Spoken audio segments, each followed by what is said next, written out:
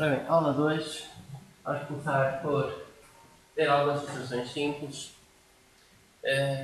Estas instruções já foram vistas de forma informal em aulas anteriores. Portanto, primeira instrução, if. Portanto, isto é uma instrução importante para executar um bloco de código se uma condição for verdadeira.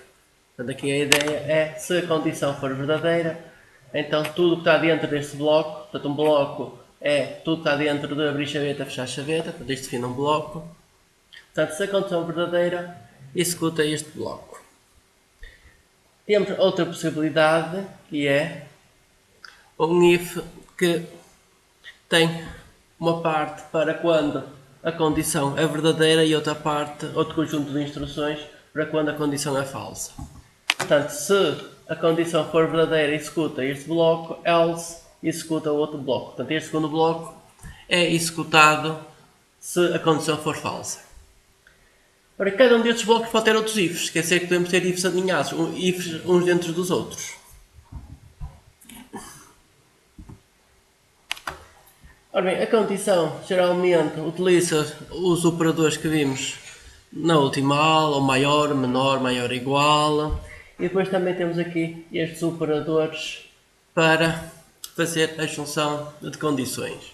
Portanto, se acontecer uma coisa ou outra coisa, portanto, o ou é barra barra. O i, se acontecer uma coisa e outra coisa, então temos dois i comerciais. O ponto de exclamação nega o resultado de uma condição. Portanto, se a condição for verdadeira, passa para falso, para falso, passa para verdadeiro. Temos aqui um exemplo, se o sexo for igual a f e a idade maior que 10, portanto, o i lógico só dá verdade se ambas as condições forem verdade. Portanto, se ambas as condições forem verdadeiras, então ele vai executar este bloco e vai escrever este texto no documento. Ok. Portanto, e temos agora então o primeiro exercício, que é implementar a função máxima. Nós já vimos esta função máxima na aula anterior, agora utilizando um if else. E a seguir eu vou explicar, portanto, depois de implementar a função máxima, eu vou explicar o operador ternário, depois vamos implementar a função mínimo com o operador ternário.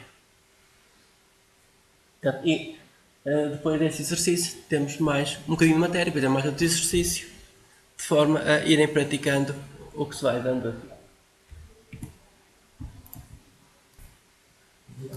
Portanto, temos a função máxima, se o x for superior ao y, devolve x, caso contrário, devolve y.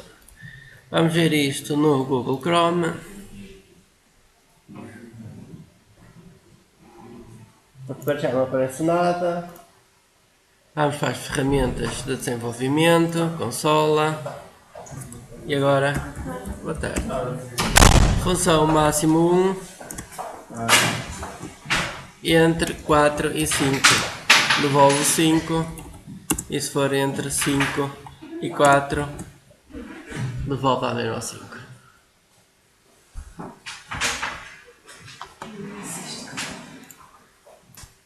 Ora bem, o operador ternário é uma simplificação de um if. Portanto, quando a pessoa tem este if, eu posso escrever este if numa única linha. Portanto, eu vou colocar isto em comentário e vou escrever isto numa única linha. Portanto, isto fica return. A seguir coloca-se a condição. Neste caso a condição é o x ser superior ao y. Ponto de interrogação. Portanto, se esta condição for verdadeira, vai executar o que vier a seguir.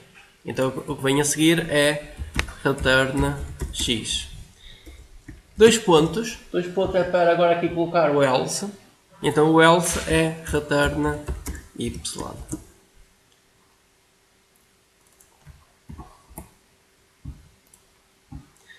Ora bem, save, return. Portanto, o valor que se devolve é o x, caso contrário, o valor é o y. Portanto, não leva o return em cada uma. Aqui em cada um dos sítios. Portanto, a ideia é, portanto, isto é semelhante aqui ao if, portanto, se o x for superior ao y, isto é verdadeiro ou falso. Se for verdadeiro, vai executar esta parte aqui inicial. Se isto for falso, se a condição for falsa, executa esta parte final. Portanto, isto é uma simplificação de escrita. Portanto, não é mais do que isso. Portanto, isto permite implementar a função máxima só com uma linha. Portanto, isto quem programa em C gosta muito destas simplificações, de escrever só numa linha, e então isto é uma simplificação de um if. Ora bem, e com isto queremos agora então a função mínimo. Função mínimo 1, isto tudo só com return. Portanto, podem agora fazer esta parte de implementar a função mínimo com o operador ternário. Ora bem, próximo exercício, portanto, temos aqui um diapositivo que vamos ver a seguir. Próximo exercício será este. Vamos implementar a função dia da semana. Esta função dia da semana recebe um valor entre 0 e 6. Então, se for 0 é domingo, se for 6 é sábado. 1 é segunda, por aí em diante. Então, vamos implementar esta função com ifs. Portanto, isso vai receber um número. Se o número for 0, retorna domingo. Se for 1, retorna não sei quanto, sempre assim.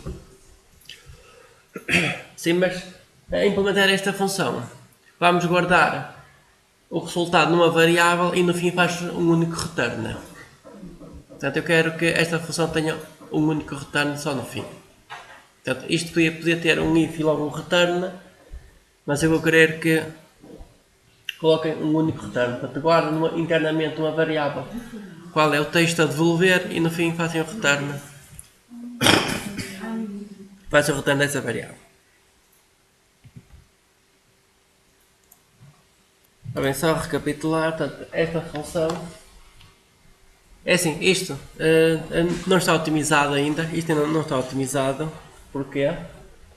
Porquê é que isto não está otimizado? Porque ao chamar a função e enviando um número, ele vai verificar se o número é igual a 0. Se for 0, atualiza a variável e a seguir vai verificar se o número é igual a 1. Atualiza a variável, se for verdade, a seguir vai verificar se o número é igual a 2. Portanto, quando ele entra dentro de um if, ele podia logo sair. Portanto, não podemos estar a verificar os casos todos.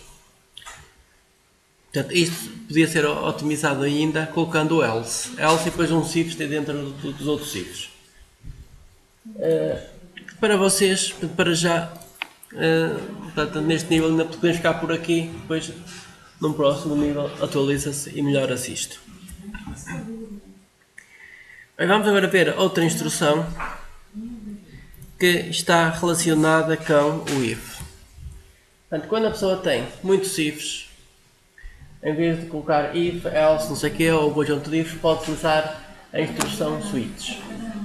Portanto, switch, aqui ia colocar a variável nome, caso seja 0, portanto, neste caso, caso seja 0 ou 6, caso seja 0 ou caso seja 6, vai executar o que está à frente até ao break. Portanto, o break é necessário sempre que é para ele sair do switch. O break faz com que a execução saia do switch. Portanto, neste caso, se for 0 ou 6, o resultado é fim de semana.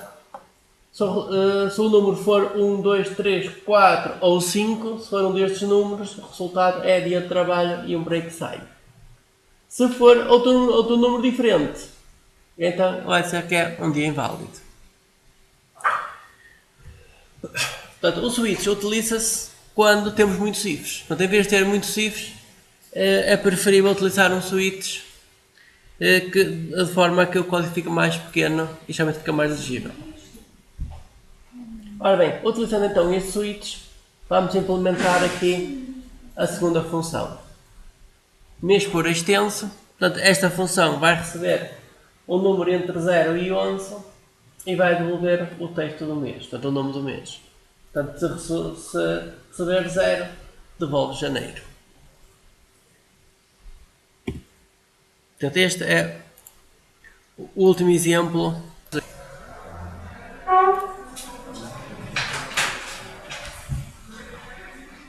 A linguagem JavaScript contém pelo menos estas 3 instruções para apresentar informação ao utilizador.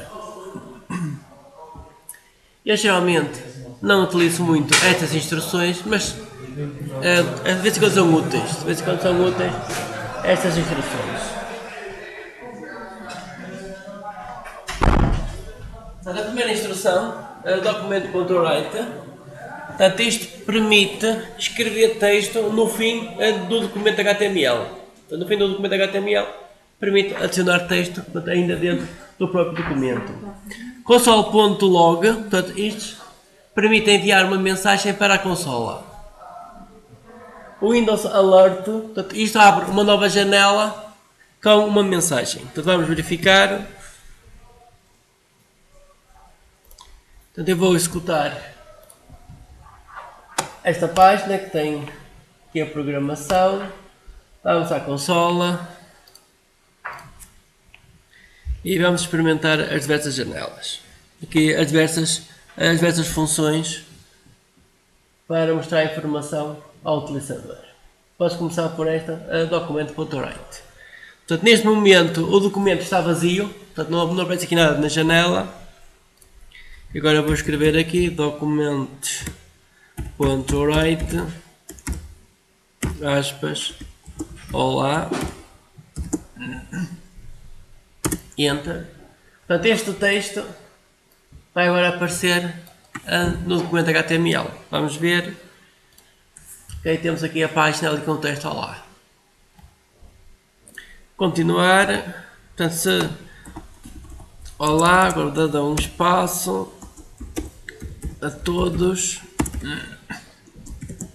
ponto de exclamação, enter, e isto juntou este último texto ao texto que já existia. É assim, isto não é muito útil porque geralmente o que a pessoa quer é ir a uma certa parte da página e fazer alterações. Portanto, não é adicionar texto aqui ao documento.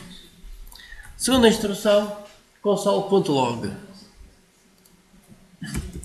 Console.log um certo texto e o texto aparece aqui na consola. Portanto, é assim, isto é útil para debugger. Às vezes a pessoa está a programar, escreve aqui a informação ou então executa passo a passo e vê o que é que está a acontecer. Portanto, para programação isto pode ser útil a pessoa escrever aqui na consola o valor de variáveis, o que está a acontecer. Terceira instrução, o Windows Alert. Windows.alert of parênteses hello.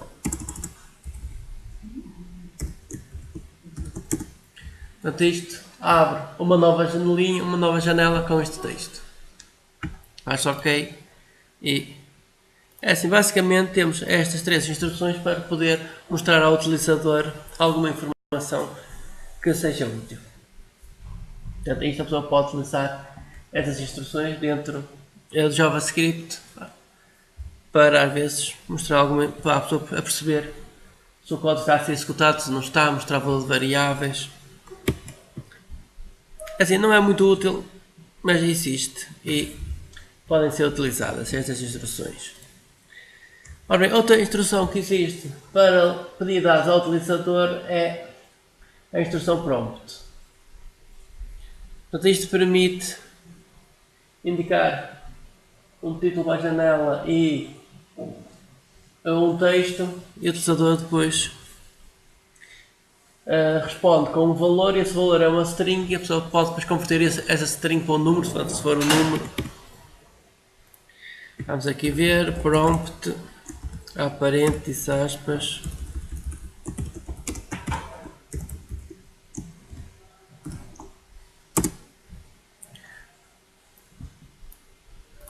Portanto, o segundo parâmetro é o valor que aparece logo por omissão, o primeiro é o que aparece aqui a pedir o valor, então vamos lá fazer isto.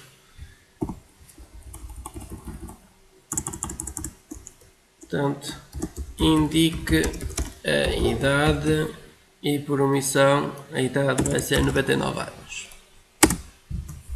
Ok, apareceu aqui o valor por omissão e o texto.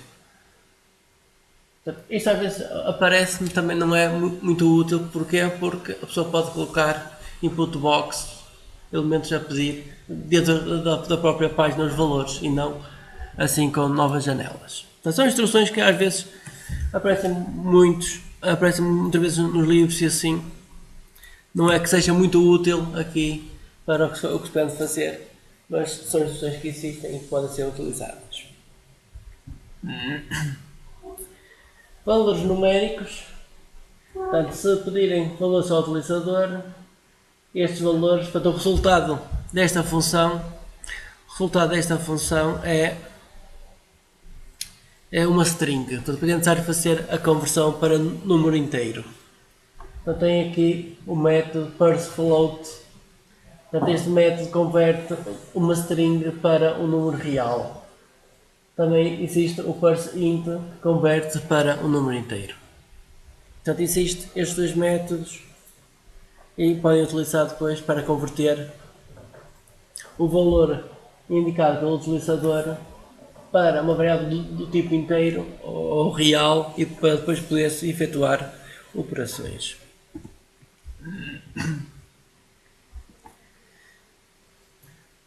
Vamos agora ver mais um objeto que tem muitas informações úteis, que é o objeto window.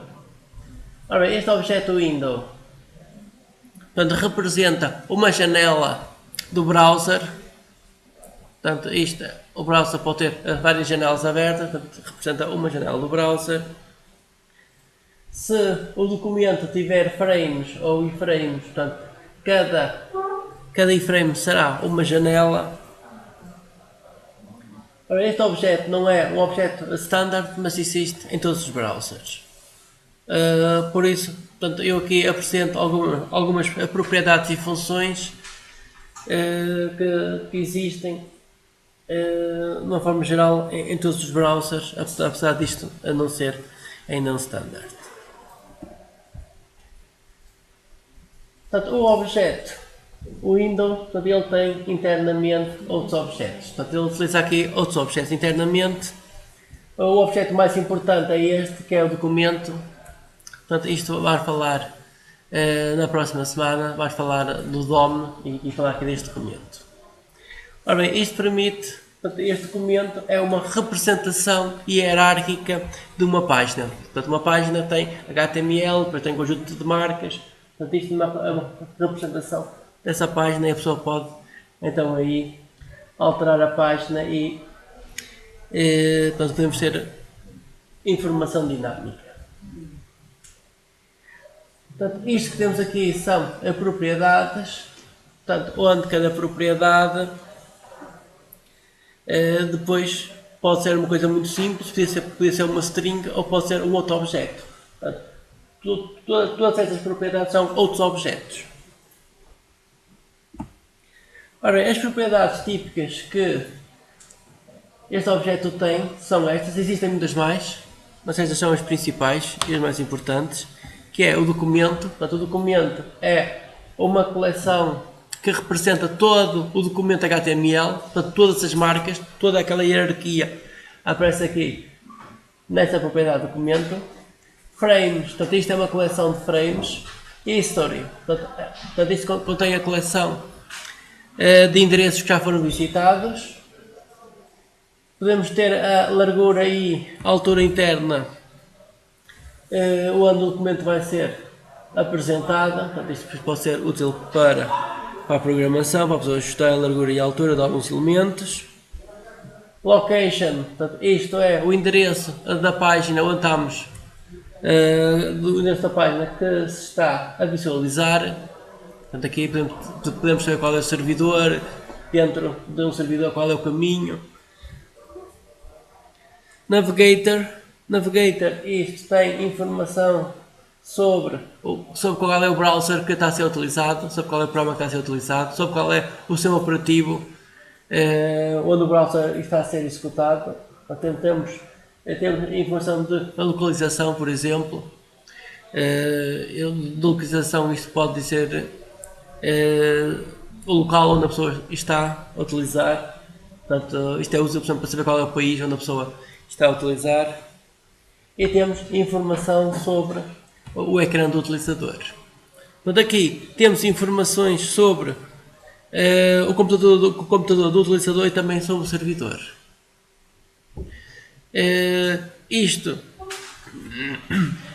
Essas informações que temos aqui geralmente são úteis depois, por exemplo, quando se está a programar em PHP, a pessoa pode mostrar ao utilizador uma página em português se o utilizador estiver em Portugal, pode mostrar uma página em inglês se estiver no outro lado. Portanto, há aqui várias informações que são úteis depois para se dar ao utilizador uma resposta de forma dinâmica. Portanto, a pessoa pode olhar para o browser, se for um certo browser, as funções que tem JavaScript são umas, se for um browser diferente, portanto já essas funções podem mudar.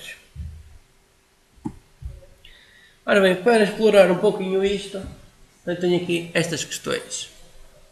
Portanto, saber qual é o tamanho do ecrã do utilizador, qual o sistema operativo utilizado pelo utilizador, qual é o domínio, qual o caminho da página, portanto, dentro do servidor, qual é o caminho, que ele será barra não sei quantos, há aqui um certo caminho. Qual é o idioma que está definido no browser. Portanto, e isto depois podemos mudar de idioma e podemos ver que esta informação é diferente. Bem, vamos responder a isto só para ter uma noção do que é que existe. Ora bem, podemos começar aqui pela primeira. Tamanho do ecrã do utilizador. Isto está em que propriedade? Portanto, informação sobre o ecrã está aqui na propriedade screen.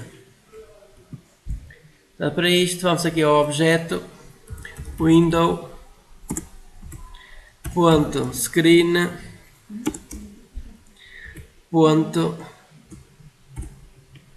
E agora temos aqui várias propriedades, por exemplo, a largura da janela 1024.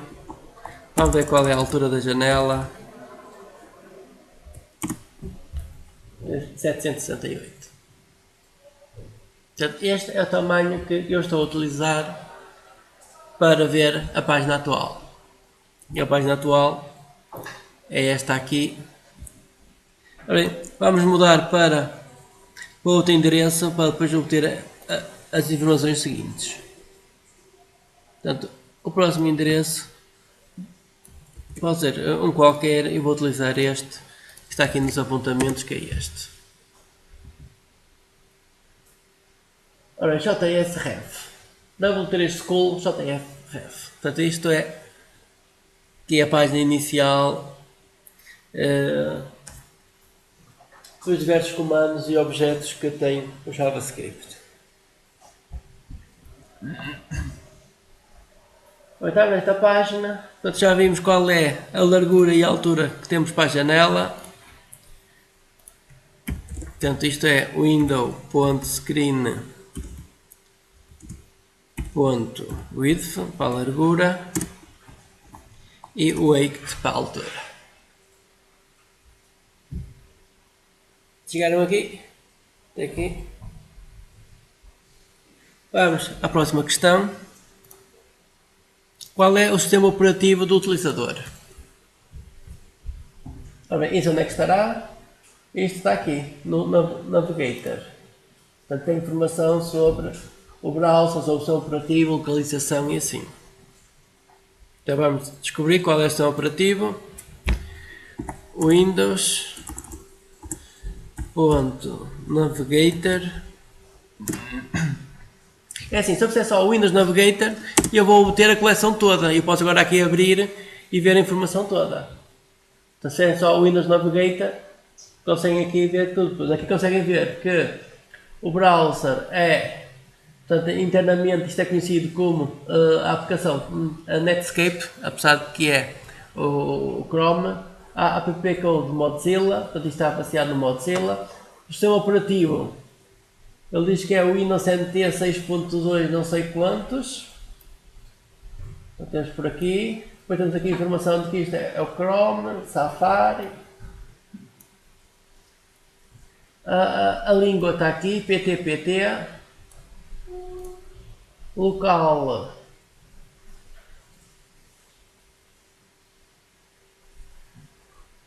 Então, temos aqui a língua.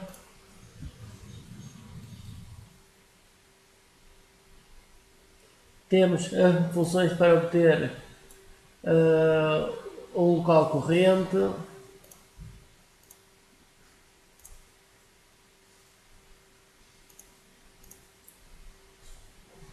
Qual é o vendedor da aplicação? Tá, temos aqui muita informação sobre o browser que está a ser utilizado.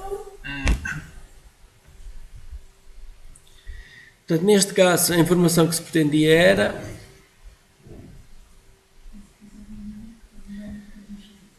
qual é o sistema operativo do utilizador.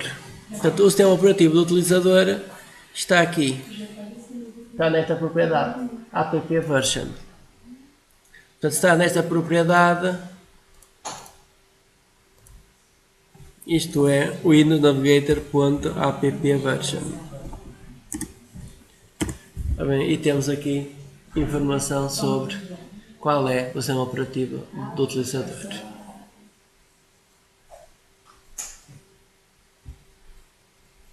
Se até agora tivessem efetuado o Windows.screen, que também conseguem ver tudo que tem o screen.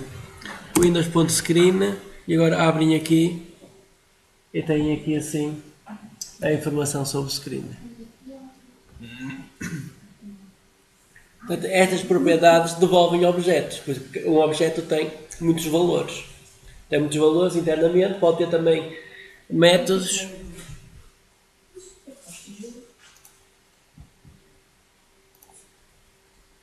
E temos aqui a informação sobre o ecrã.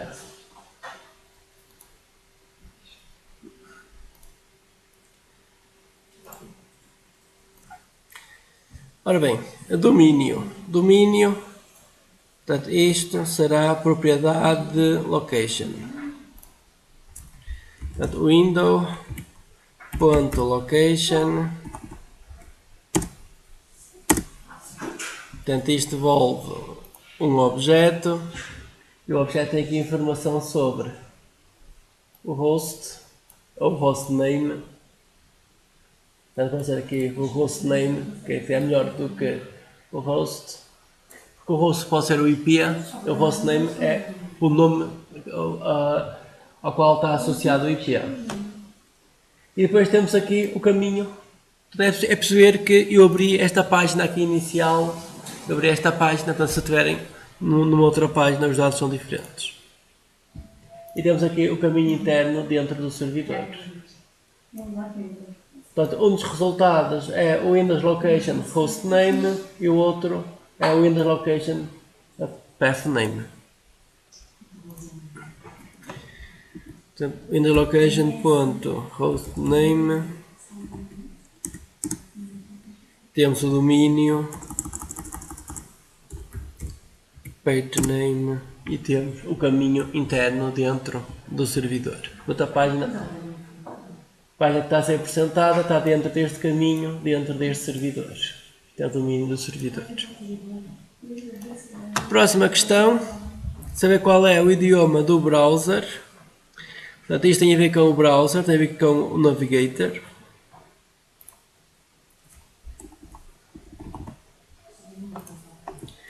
Window.navigator. Bem, e temos aqui .language que dá o PTPT. .language e obtém-se que o browser está definido para esta língua. Ora bem, o idioma pode ser alterado.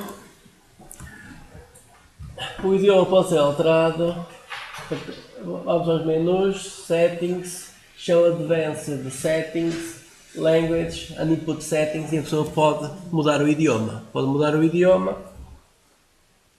reinicia o browser e depois pode ir aqui à programação e ver que entretanto ele mudou. Portanto, ele muda e... Há maneira de saberem, quando é que a página foi criada. Por exemplo, saber de que ano é que é aquela última opção daquela página. Deixa lá ver. Portanto, isso estaria em... Eu não sei se aqui o documento penso que tem só mesmo a estrutura do DOM. Document. Portanto, isto tem aqui o documento só. Portanto, todo o que é o documento aparece aqui no Windows Document. Windows Document. Ponto. Mas é assim, isso há maneira de saber, de quando é que a página foi criada.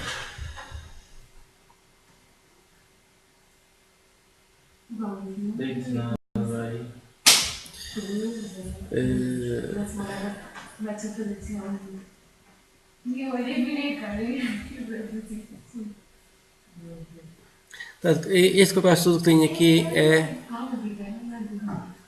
é para a alteração do próprio documento. Portanto, isso vai ser para a semana. Mas é assim, depois posso ver, depois posso procurar isso.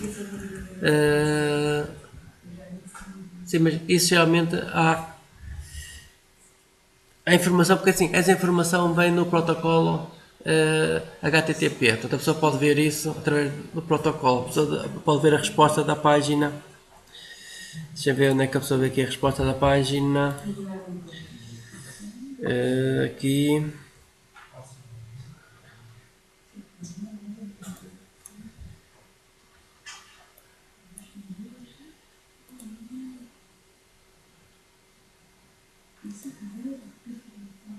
Remote address, endereço, ok.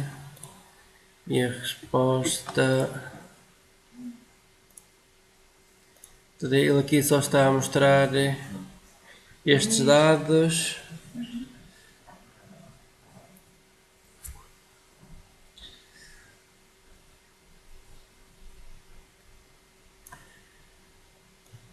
A data, não sei se é a data 2. É assim, eu penso que sim, penso que quando se pede ao utilizador dá para se obter depois qual é a data em que o documento foi criado. A partir de JavaScript, eu não sei mais como é que posso descobrir. Depois eu posso descobrir isso.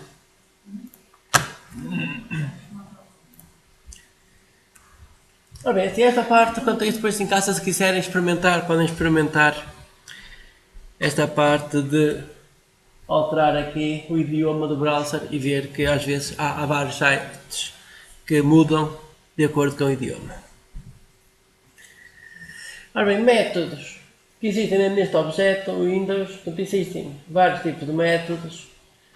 Estes aqui são os métodos que permitem, portanto, apresentar ao utilizador ou pedir ao utilizador informação. O alert, o confirme e o prompt. Portanto, o alert mostra uma caixa de diálogo, que já vimos. Confirme mostra uma caixa de diálogo com um ok ou cancelar. E o prompt é para pedir dados ao utilizador. Vamos ver mais métodos. Blur para tirar o foco da janela, Focus colocar o focus na janela atual, Move to move a janela dentro do ecrã, o Print é a mesma coisa que fazer file print, é a mesma coisa que fazer o print no browser. E depois temos aqui alguns métodos, e estes últimos 4 métodos são métodos que são úteis em termos de programação. Portanto,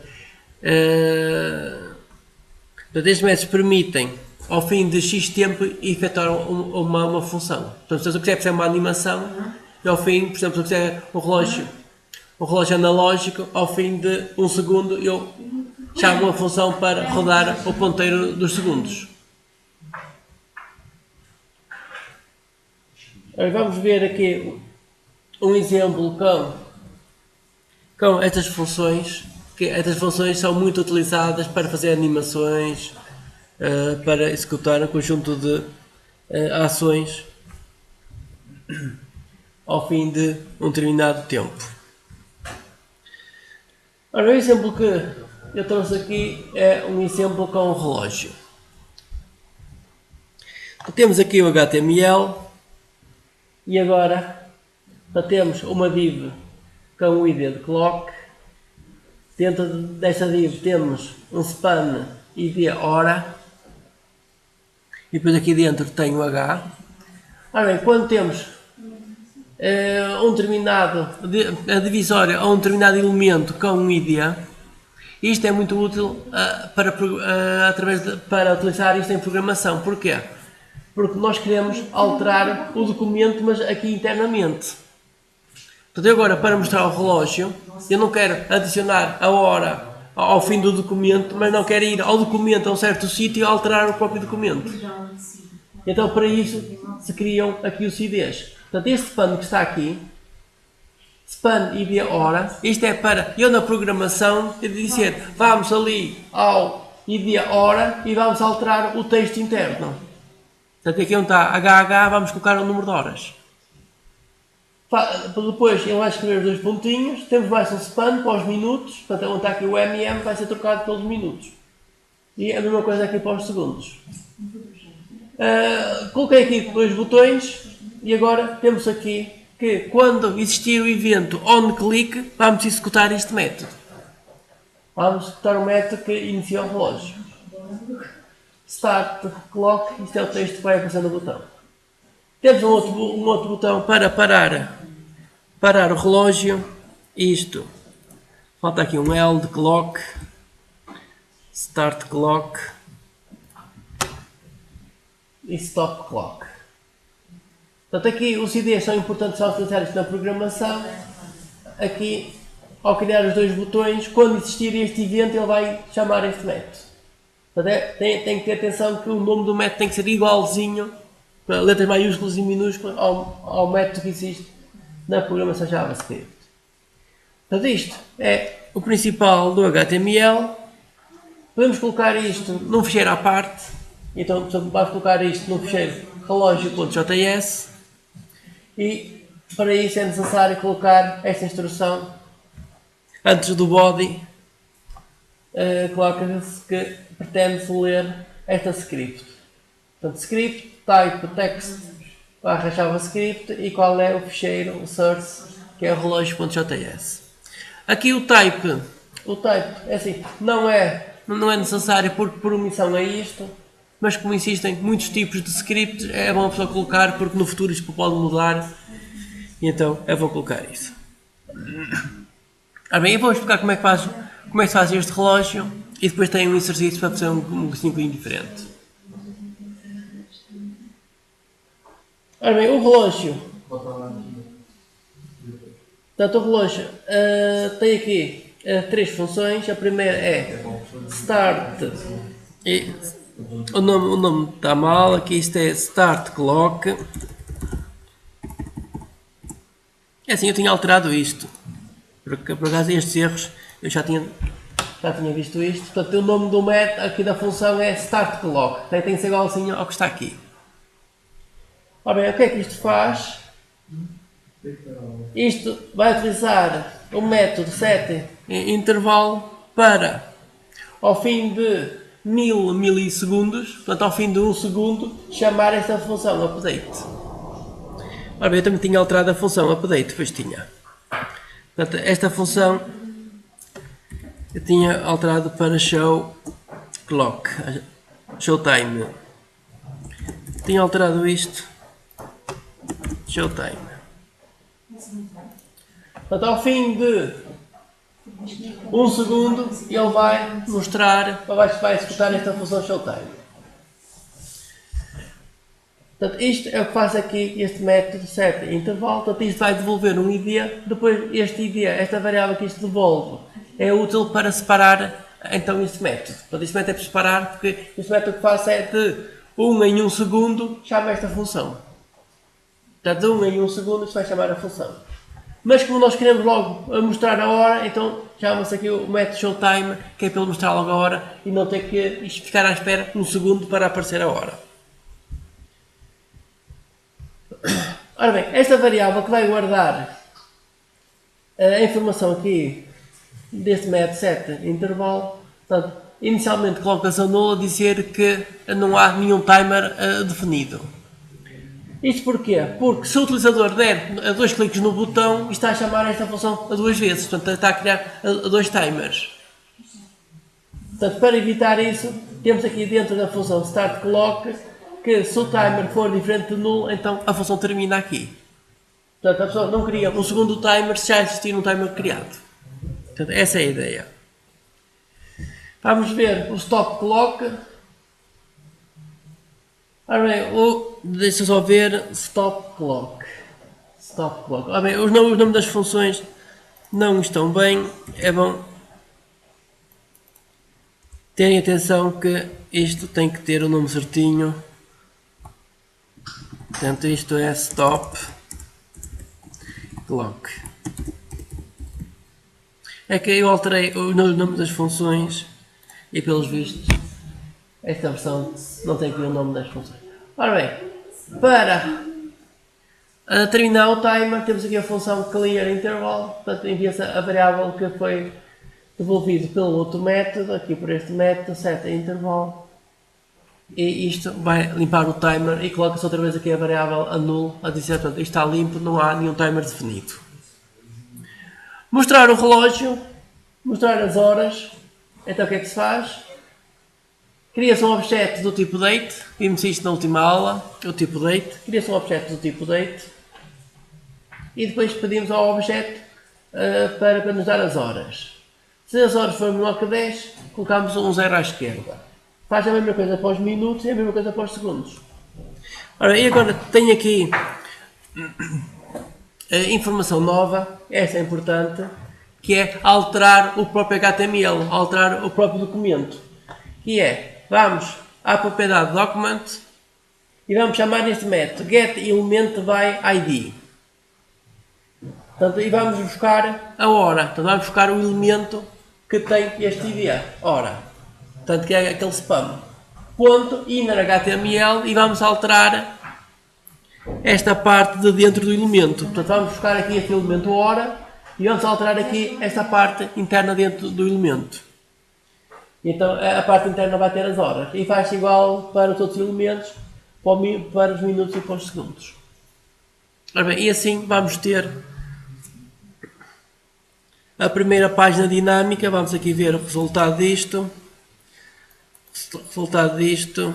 Ora bem, timer com o relógio. O resultado é disto. A página começa assim. Então, temos aqui o texto. E agora faz start clock. E temos o relógio a andar. Set stop para o relógio. Start. Portanto, se derem muitos cliques, portanto, ele só tem um timer. Ele evita ter mais que um timer. Se stop, ele para. Se tivessem muitos timers ativos, tinham que fazer muitos stops por cada timer que tinham criado. Portanto, isto é o resultado deste código. Este código vai dar isto. Depois temos um exercício que é, em vez de termos um relógio, eu quero um cronómetro. Portanto, isto começa em 0, estou a dar um clique, começa a trabalhar o cronómetro, depois tenho o pause e o reset. Pause para o cronómetro, eu posso depois fazer outra vez o start, ele continua o cronómetro, e o reset coloca a 0, para e coloca a 0. Ora bem, vamos experimentar colocar isto, escrever isto. Mas vocês têm o documento, até podem fazer um copy-paste do documento e vamos ver se isto funciona. Portanto, tenham atenção que estes nomes têm que estar direitinhos, estes nomes. Se estes nomes forem escritos de forma errada, depois isto não funciona.